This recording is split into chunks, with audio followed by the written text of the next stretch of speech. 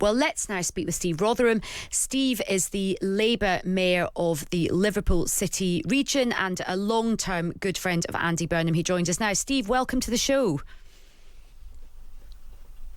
Oh, Steve, can you hear us?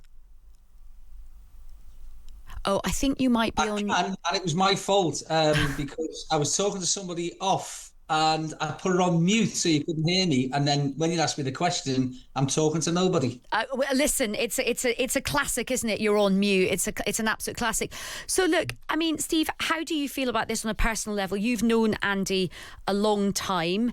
He's obviously somebody who's had this ambition for a while. How do you feel personally as a mate of his? Oh, it's like your little brother eventually fulfilling the dream to play for your football team because you couldn't do it. And I just think it's an absolutely fantastic moment for him and his family. But also, I have to genuinely say, I think it's a great moment for our party, and he'll prove that it will be a great moment for our country. And in terms of the country, many people who are not part of the Labour movement, and of course people in the hall today, yourself, others would feel very cheery and optimistic. But a lot of people sitting at home are feeling worried because they do feel they haven't seen change. They do feel things have not been going in the right direction for a long time. How is Andy going to turn things round quickly? Because he doesn't have a huge amount of time. The next general election is not that far away. Yeah, look, there are always going to be people who'll moan about this or that. Some people are saying he hasn't done anything. I think it's about 4 hours that he's been in post. But he will do what he set out today in that speech to do, and that is to rewire Britain. It's to ensure that every single corner of the country starts to benefit from devolution, but from decisions made closer to home, given the powers and the resources to be able to do that, to grow their local economies, but also to pull the country back together. I mean, for far too long, all we've heard is things around everything's bad, everything's broken, it's all despair and doom and gloom.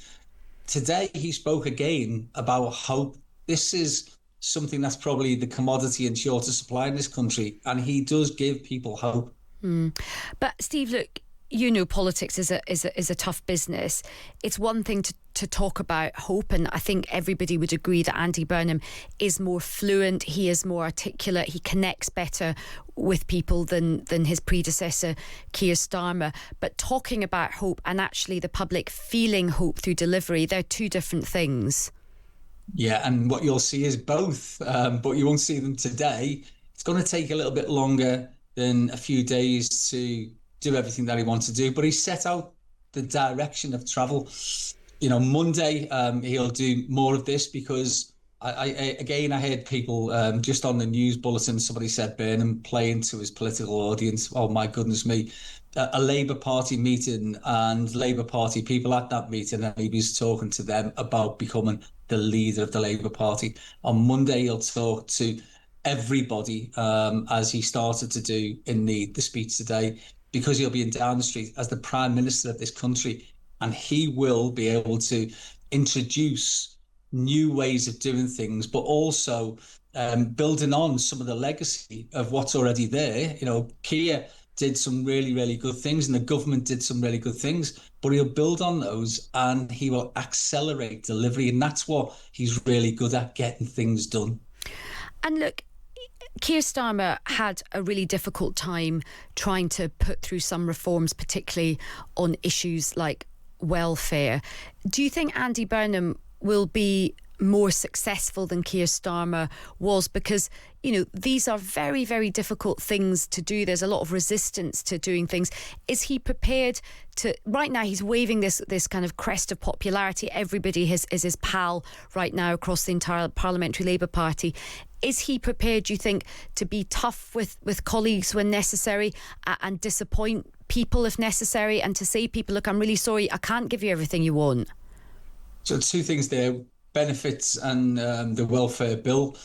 We've proven, both of us, through programmes that we've got that are being delivered today, that actually if you go about things differently than the sanctions first approach of the last government of the Tories, you can get a bigger bang for your buck. You actually save the public purse money. So it's not always about the quantum of funding.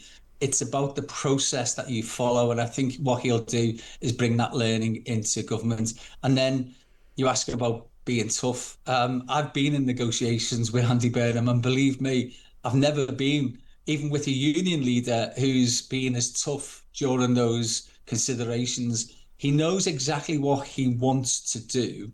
And I've said earlier to somebody else that people may be surprised that he will be single-minded. And if people think that he's just going to come in and be a better communicator, as you said, than Keir Starmer, well, they're in for a terrible shock. What would just expand a bit more on that? What do you mean a terrible shock? Well, as I say, if they just believe that what he's going to do is do everything that the previous government did in the way that it did it and not want to change things, then that's not what Andy Burnham's about. He'll want to do it in his own image.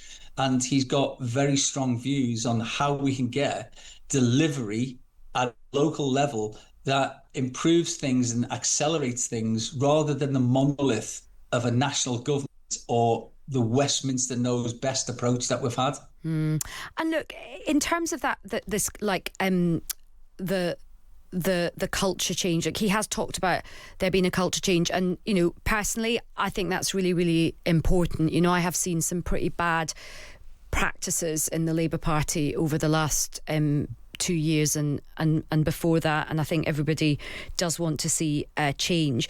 But I was also speaking to some other Labour MPs who are more, you know, they are supporters of Keir Starmer, and they said when Andy Burnham needs loyalty, people like me are going to find it really hard to be loyal to him because of what he's done to Keir Starmer and others around him.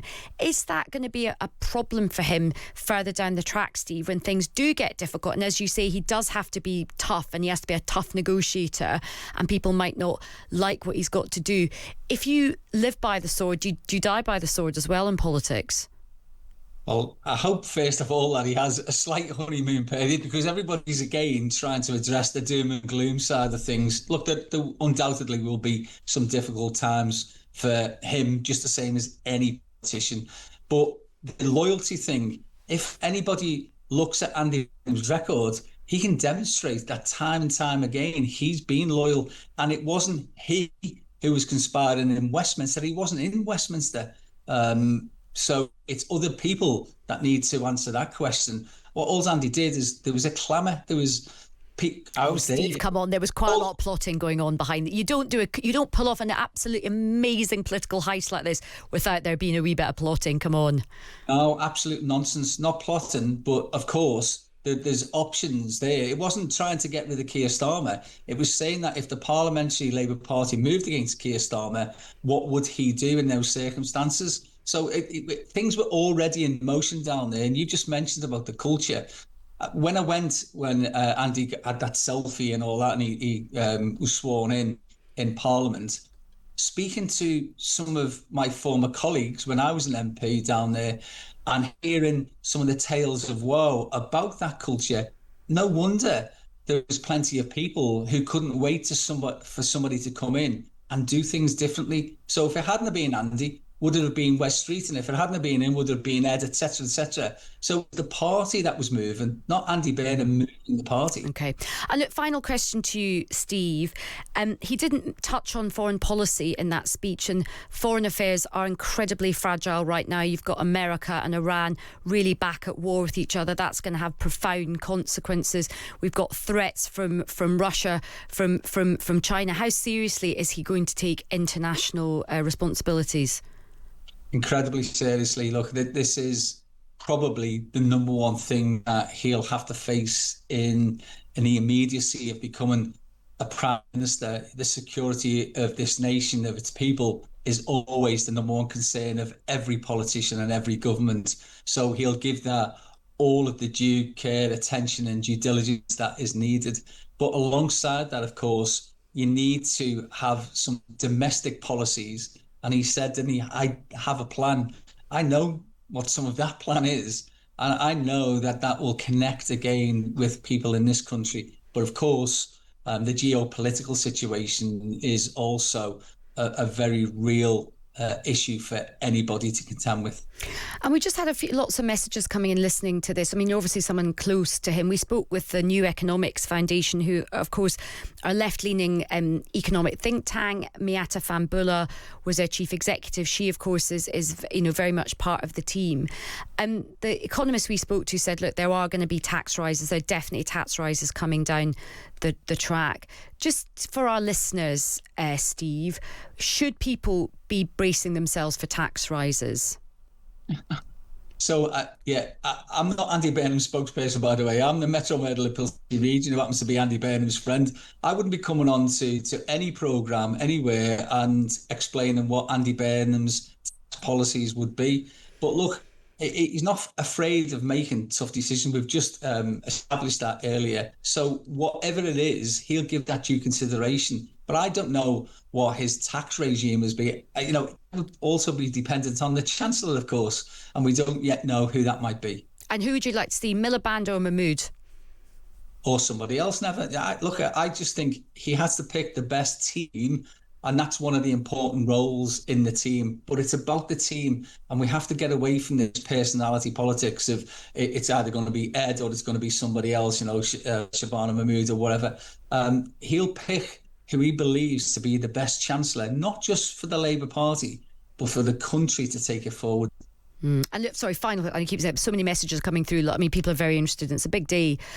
Quite a few listeners have messaged in saying party members feel quite marginalised because they didn't get to have a contest, and they feel that they've been a bit left out of this process. What's the kind of message for Labour Party members? Well, it's because of the mechanisms of the Labour Party, isn't it? I do believe that if there had been a contest, that would have engaged more people in the process. But that wasn't to be, because he got, what was the end figure, 279 or whatever it was, MPs who signed his nomination. So there wasn't a challenge. So therefore, it didn't go beyond the Parliamentary Labour Party. Them's the rules. And he just, played to those rules. Maybe people should be trying to see whether, if they feel strongly that the rules might be changed in the future. Is that something you think maybe needed to be looked at? I genuinely believe that the most important thing for us as a party is to engage with everybody. I see it and speak to people in the party almost every single day. Well, every single day. And a lot of people feel very sore at the moment because they don't believe that the ideas that they have or the talent that they have is being fully recognised. And we need to ensure that wherever possible, we nurture all of that, have wider meetings, address members more often. We've got communications like this now. We don't need members' meetings where everybody has to go to somewhere miles away for a meeting.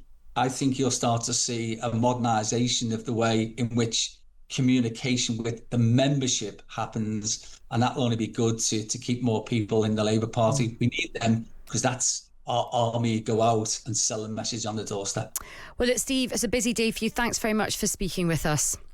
Thanks, Ayesha. That's Steve Rotheram, Labour Mayor of the Liverpool City region.